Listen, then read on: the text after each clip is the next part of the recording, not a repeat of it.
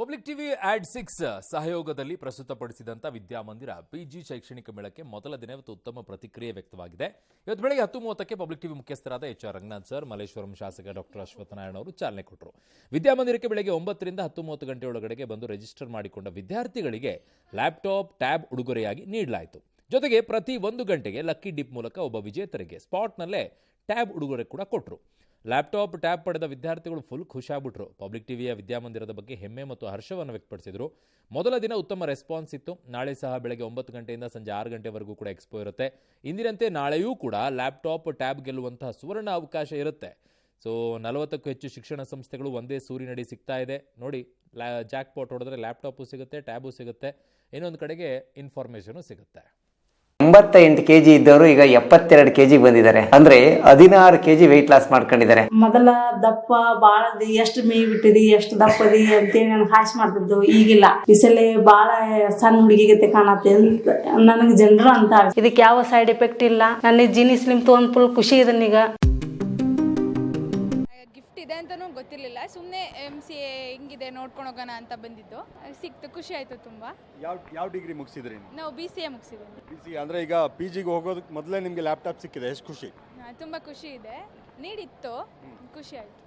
90% of the brilliant world institutions are financed by the private sector. Higher education ಎಷ್ಟು critical and important ಆಗ್ತಾ ಹೋಗುತ್ತೆ ಅಂತಂದರೆ, basic education will become like SSLC. Masters ಮಾಡಿದ ಮೇಲೆ parallelly second subject study expert ಆಗೋದು better. 1 subject study is not enough ಅಂತ ಹೇಳ್ತಾ ಇದ್ದಾರೆ. So obviously the future belongs to higher education. We need to upgrade. I hope ಈ ಥರದ ಜಾಗಗಳಲ್ಲಿ ಮಕ್ಕಳಿಗೆ ಆ ಥರದ ಒಂದಷ್ಟು ಥಾಟ್ಸ್ ಬರುತ್ತೆ, ಒಳ್ಳೇದಾಗತ್ತೆ. ಬೆಟರ್ ಇನ್ಸ್ಟಿಟ್ಯೂಷನ್ಸ್ ಸೆಲೆಕ್ಟ್ ಮಾಡ್ಕೊಳ್ಳೋಕ್ಕೆ ನಾವು we act like a small catalyst ಅಂತ ನಾವು ಅಂದ್ಕೊಂಡಿದ್ದೀವಿ. ಇಲ್ಲಿ ಬಂದಿರೋ ಎಲ್ಲ ಇನ್ಸ್ಟಿಟ್ಯೂಷನ್ಸ್ಗೆ ಥ್ಯಾಂಕ್ಸು. ಎಲ್ಲ ಮಕ್ಕಳಿಗೂ ಒಳ್ಳೆಯದಾಗಲಿ. ನಮ್ಮ ಪಬ್ಲಿಕ್ ಟಿವಿ ಒಂದೇ ಸೂರಿನ ಅಡಿಯಲ್ಲಿ ಎಲ್ಲ ಸಂಸ್ಥೆಗಳನ್ನು ಕರೆದು ನಮ್ಮ ವಿದ್ಯಾರ್ಥಿಗಳಿಗೆ ಯಾವ ಕೋರ್ಸನ್ನು ಆಯ್ಕೆ ಮಾಡಬೇಕು, ಏನು ಮಾಡಿದ್ರೆ ನನಗೆ ಒಳ್ಳೆಯದಾಗುತ್ತೆ ಅನ್ನುವಂಥ ಮನವರಿಕೆ ಮತ್ತು ತಿಳುವಳಿಕೆಯನ್ನು ಕೊಟ್ಟು ಅವರ ಭವಿಷ್ಯವನ್ನು ರೂಪಿಸ್ಕೊಳ್ಳಿಕ್ಕೆ ಪೂರಕವಾಗಿ ಕೆಲಸ ಮಾಡ್ತಿರುವಂಥ ಪಬ್ಲಿಕ್ ಟಿವಿಯ ಈ ಒಂದು ಕಾರ್ಯಕ್ರಮ ವಿದ್ಯಾಮಂದಿರ ಎಜುಕೇಷನಲ್ ಎಕ್ಸಿಬಿಷನ್ ಯಶಸ್ವಿಯಾಗಲಿ, ತಮ್ಮೆಲ್ಲರ ಪ್ರಯತ್ನ ಯಶಸ್ವಿಯಾಗಲಿ, ಪಬ್ಲಿಕ್ ಟಿವಿಯ ಪ್ರಯತ್ನ ಯಶಸ್ವಿಯಾಗಲಿ ಅಂತ. ರಾಹುಲ್ ಗಾಂಧಿ ಅವರು ಬಂದ್ಬಿಟ್ಟು ಮತಗಳತನ ಆಗ್ಬಿಟ್ಟಿದೆ ಅಂತ ಹೇಳ್ಬಿಟ್ಟು ಎಲ್ಲ ಆರೋಪ ಮಾಡ್ಬಿಟ್ರಪ್ಪ. ಆದರೆ ಇಲ್ಲಿ ನೋಡಿ, ಭಾರಿ ಮಜಾ ಇದೆ. ಸಹಕಾರಿ ಸಚಿವ KN ರಾಜಣ್ಣ ಅವರು ಒಂದು ಹೇಳಿಕೆಯನ್ನು ಕೊಟ್ಟಿದ್ದಾರೆ. ರಾಹುಲ್ ಗಾಂಧಿಗೇನೆ ಮುಜುಗರ ಉಂಟು ಮಾಡ್ಬಿಟ್ಟಿದೆ ಈಗ. ಏನು ವೇಣುಗೋಪಾಲ್ ಅವರು, ಸುರ್ಜೇವಾಲ ಅವರು ನೋಡ್ಲಿಲ್ವಾ ಇದನ್ನ? ಹಿಂದೆ ನಮ್ಮದೇ ಸರ್ಕಾರ ಇರುವಾಗ ವೋಟರ್ ಲಿಸ್ಟ್ ಎಲ್ಲ ಆಗ್ಬಿಟ್ಟಿದೆ, ಆಗ ಎಲ್ಲರೂ ಕೂಡ ಕಣ್ಮುಚ್ಚಿ ಕುಳಿತಿದ್ರಾ ಅಂತ ಅವರ ಪ್ರಶ್ನೆ. Correct sir. ಅಕ್ರಮಗಳು ನಡೆದಿರೋ ಸತ್ಯ, ಇದರಲ್ಲಿ ಯಾವುದೇ ಸುಳ್ಳಿಲ್ಲ ಅಂದಿದ್ದಾರೆ. ಇನ್ನು ರಾಹುಲ್ ಗಾಂಧಿ ಮಾಡಿರೋ ಆರೋಪವನ್ನು CM ಸಮರ್ಥಿಸಿಕೊಂಡಿದ್ದಾರೆ. ರಾಹುಲ್ ಗಾಂಧಿ ವಿರುದ್ಧ ಕಿಡಿಕಾರಿರೋ ಬಿಜೆಪಿ ನಾಯಕರು ತಮ್ಮ ಮಾತೆ ಸತ್ಯವಾಗಿದ್ರೆ ಯಾಕೆ ದೂರು ಕೊಡಲಿಲ್ಲ ಅಂತೆಲ್ಲ ಪ್ರಶ್ನೆ ಮಾಡಿದ್ದಾರೆ. ಇದೆಲ್ಲ ಮಾತಾಡಕ್ಕೆ ಹೋದ್ರೆ ಬೇರೆ ಈ ವೋಟರ್ ಲಿಸ್ಟ್ ಎಲ್ಲ ಯಾವ ಕಾಲದಲ್ಲಿ ಮಾಡಿದ್ದು? ನಮ್ದೇ ಸರ್ಕಾರ ಇರೋವಾಗ ಮಾಡಿರೋದು. ಅವಾಗೆಲ್ಲ ಏನು ಕಣ್ಮುಚ್ಕೊಂಡು ಕೂತಿರ್ತಾರೆ. ರಾಹುಲ್ ಗಾಂಧಿ ಅವರು ಹೇಳ್ತಕ್ಕಂಥದ್ದು ಕೆಲವು ವಿಚಾರಗಳನ್ನೆಲ್ಲ ಎವಿಡೆನ್ಸ್ ಮೂಲಕ ಹೇಳಿದ್ದಾರೆ. ಒಂದೇ ರೂಮ್ ಇರ್ತಕ್ಕಂಥ ಕೊಠಡಿಗಳು ಸುಮಾರು 80 ಜನ ವಾಸ ಮಾಡೋಕ್ಕಾಗತ್ತಾ?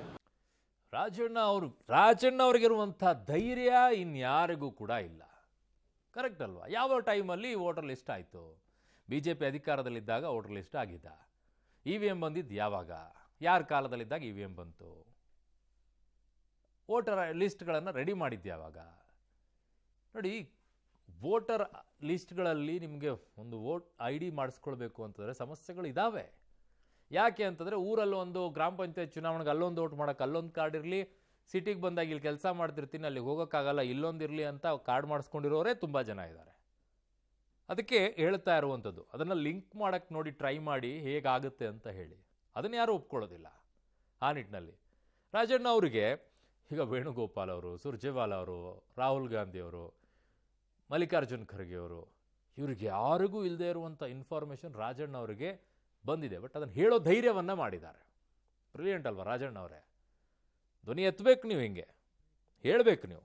ಕಣ್ಣು ಮುಚ್ಚಿ ಕುಳಿತಿದ್ರಾ ಅಂತಂದರೆ ಕಣ್ಣು ಮುಚ್ಚಿ ಕುಳಿತಿದ್ದಕ್ಕೆ ಯಾವಾಗ ಗೊತ್ತಾಗುತ್ತೆ ಅದು? ಈ ದಾಖಲೆಗಳೆಲ್ಲ ಸತ್ಯ ಅಂದಾಗ. ಒಂದು ಕಡೆಗೆ ಮತಗಳತನ ಆಗ್ತಾ ಇದೆ ಅಂತ ರಾಹುಲ್ ಗಾಂಧಿ ಕಡೆಗೆ ಆರೋಪ ಮಾಡ್ತಾ ಇದ್ದಾರೆ. ಆ ಕಡೆಗೆ CM ಇಬ್ರಾಹಿಂ ಅವರು ಮೈಸೂರಲ್ಲಿ ನಿಂತ್ಕೊಂಡ್ಬಿಟ್ಟು, ಅರೆ ಬಾದಾಮಿಯಲ್ಲಿ CM ಸಿದ್ದರಾಮಯ್ಯನವರು ಸ್ಪರ್ಧೆ ಮಾಡಿದಾಗ ಅವರು ವೋಟ್ಗಳನ್ನು ನಾವೇ ಖರೀದಿ ಮಾಡಿ ಗೆಲ್ಸಿದ್ದೀವಿ ರೀ, ಅವ್ರನ್ನ ಎಲ್ಲ ಸೋಲಕ್ಕೆ ಹೋಗ್ತಿದ್ರು ಅಂತ ಇಬ್ರಾಹಿಂ ಅವರು ಹೇಳ್ಬಿಟ್ಟಿದ್ದಾರೆ. ಅಲ್ಲಿಗೆ ಮುಗೀತು ಕತೆ.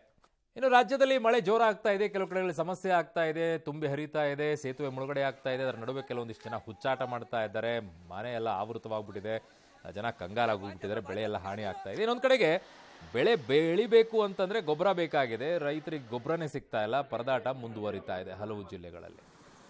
ದೇಶದೆಲ್ಲೆಡೆ ಇವತ್ತು ರಕ್ಷಾಬಂಧನ ಇದೆ. ಸೊ ಹಾಗಾಗಿ ಪ್ರಧಾನಿ ಮೋದಿ ಕೂಡ ಇವತ್ತು ಸಂಭ್ರಮಕ್ಕೆ ಸಾಕ್ಷಿಯಾದರು. ಪ್ರಧಾನಿ ಮೋದಿ ದೆಹಲಿ ನಿವಾಸಕ್ಕೆ ಶಾಲಾ ಮಕ್ಕಳು ಭೇಟಿಯೆಲ್ಲ ಕೊಟ್ಬಿಟ್ಟು ರಾಖಿಯನ್ನು ಕಟ್ಟಿದ್ರು.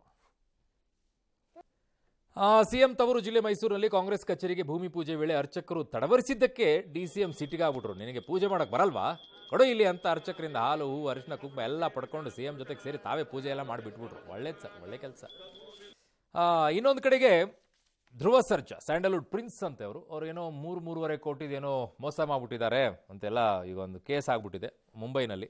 ಅದಕ್ಕೆ ಅವರೊಂದಿಷ್ಟು ಕಾರಣ ಹೇಳಿದ್ದಾರೆ. ಇಲ್ಲ ರೀ, ಅದೇನೇನೋ ಬೇರೆ ಸಿನಿಮಾ ಬೇರೆ ಕಡೆಗೆಲ್ಲ ಮಾಡೋಕ್ಕೆ 5 ವರ್ಷದ ಹಿಂದಿಂದಿದ್ದು, ಬೇರೆ ಭಾಷೆಯಲ್ಲೆಲ್ಲ ಸಿನಿಮಾ ಮಾಡೋಕ್ಕೆ ಹೇಳಿದರು, ನಾನು ಕನ್ನಡದಲ್ಲಿ ಮಾತ್ರ ಮಾಡೋಣ ಅಂದಿದ್ದೆ, ಅದಕ್ಕೆ ಒಪ್ಪಿಲ್ಲ, ಹಾಗಾಗಿ ನೋಟಿಸ್ ಕೊಟ್ಟಿದ್ದಾರೆ ಅಂತ ಅವರದ್ದು. ನೋಡಿ, ನಮ್ಮ ದೇಶದಲ್ಲಿ ನಮ್ಮ ಸಂಸ್ಕೃತಿಗೆ ಬೆಲೆ ಇಲ್ದಂಗೆ ಆಗ್ಬಿಟ್ಟಿದೆ. ಅದಕ್ಕೊಂದು ಘಟನೆ ಇದು. ಭಾರತೀಯ ಉಡುಗೆ ಧರಿಸಿಕೊಂಡು ರೆಸ್ಟೋರೆಂಟ್ಗೆ ಬಂದಂಥ ಮಹಿಳೆಗೆ ಪ್ರವೇಶವನ್ನು ನಿರಾಕರಿಸಿರುವಂತಹ ಘಟನೆ ದೆಹಲಿಯಲ್ಲಿ ಆಗಿರೋದು. ದೆಹಲಿಯ ಪೀತಾಂಪುರದಲ್ಲಿರುವಂಥ ಟುಬಾಟಾ ರೆಸ್ಟೋರೆಂಟ್ನಲ್ಲಿ ಚೂಡಿದಾರ ಧರಿಸಿ ಪತಿಯೊಂದಿಗೆ ಹೋಗ್ತಾರೆ ಮಹಿಳೆ. ಆಮೇಲೆ ಅಲ್ಲಿರೋರು ಬಿಡೋದಿಲ್ಲ, ವೆಸ್ಟರ್ನ್ ಡ್ರೆಸ್ ಹಾಕೊಂಡೋದವ್ರಿಗೆ ಮಾತ್ರ ಬಿಡ್ತಾರಂತೆ. ಮೊದಲು ಬ್ಯಾನ್ ಮಾಡ್ರಿ ಹೋಟೆಲನ್ನು. ನಮ್ಮ ದೇಶದಲ್ಲಿ ಇಟ್ಕೊಂಡು ನಮ್ಮ ಉಡುಗೆಗಳಿಗೆ ಬೆಲೆ ಕೊಡದೇ ಇರುವಂಥ ಹೋಟೆಲ್ ನಮ್ಮ ದೇಶದಲ್ಲಿ ಬೇಕಾ? ತೆಗಿರಿ ಅವನ್ನ. ಸೊ ಇನ್ನು ವರಮಹಾಲಕ್ಷ್ಮಿ ಹಬ್ಬಕ್ಕಾಗಿ ನಾದಿನಿ ಮನೆಗೆ ಅರಿಶಿನ ಕುಂಕುಮವನ್ನು ಪಡೆಯೋಕೇನೋ ಹೊರಟಿದ್ರಂತೆ ನವವಿತ ಅಪಘಾತಕ್ಕೆ ಬಲಿಯಾಗಿರುವಂಥ ಘಟನೆ ಆಗಿದೆ. ವೆರಿ ಸ್ಯಾಡ್ ಸುದ್ದಿ. ಅದೊಂದು ಭಾಳ ಬೇಜಾರಾಗೋಯ್ತು. ಎಷ್ಟೇ ತಿಂಗಳಾಗಿತ್ತಂತೆ, 2 ತಿಂಗಳಷ್ಟೇ ಹಿಂದೆ ಮದುವೆ ಆಗಿದ್ರಂತೆ. ಪಾಪ ನಂದಿನಿ ಲೇಔಟ್ ನಾದಿನಿ ಮನೆಗೆ ಹೋಗ್ತಾ ಇದ್ರೆ ಬೈಕ್ನಲ್ಲಿ ಲಾರಿ ಡಿಕ್ಕಿ ಹೊಡೆದ್ಬಿಟ್ಟು ಸಾವನ್ನಪ್ಪಿಟ್ಟಿದ್ದಾರೆ. Very sad.